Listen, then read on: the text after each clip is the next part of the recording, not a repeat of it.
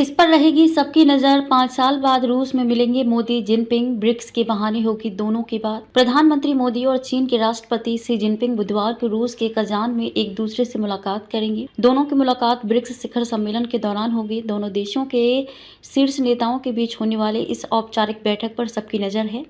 यह बैठक 2020 में शुरू हुए सीमा गतिरोध के बाद एलएसी पर गश्त व्यवस्था पर दोनों देशों के बीच एक समझौते की बात हो रही है। विदेश सचिव विक्रम मिश्री ने बैठक की पुष्टि की और कहा है कि बैठक के बाद एक संयुक्त बयान भी जारी किया जाएगा। दोनों देशों के बीच बनी आम सहमति ये 2019 में तमिलनाडु द्विपक्षीय शिखर सम्मेलन के लिए मोदी की ओर से शी की मेजबानी किए जाने के 5 साल बाद हो रही है। विदेश मंत्री एस जयशंकर ने सोमवार को कहा था कि समझौते से दोनों देश 2020 वाली स्थिति में लौट आए हैं और दोनों देशों के बीच सेनाओं को पीछे हटाने की प्रक्रिया पूरी हो चुकी है। विदेश सचिव विक्रम मिश्री ने चीनी विदेश मंत्रालय की टिप्पणी के बाद इस बैठक की पुष्टि की।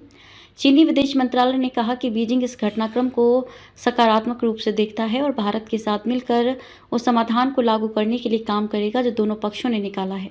विदेश सचिव विक्रम मिश्री ने कहा कि हमें अब अलग होने पर ध्यान केंद्रित करना होगा। सेना की वापसी और उनके ठिकानों पर वापसी के बारे में हम सही समय पर बात करेंगे।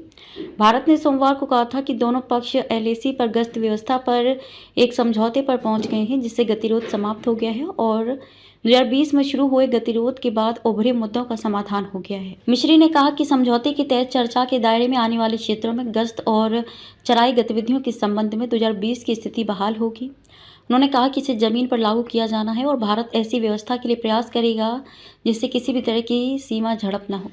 उन्होंने ये भी कहा कि नया समझौता उन बाकायदा मुद्दों पर केंद्रित था जो पिछले कुछ वर्षों में सामने आए थे। बीजिंग की तरफ से भी आई थी प्रक्रिया। अपनी पहली प्रतिक्रिया में बीजिंग ने कहा कि चीन और भारत ने राजनयिक और सैन्य चैनलों के माध्यम से सीमा से संबंधित मुद्दों पर घनिष्ठ संवाद बनाए रखा है।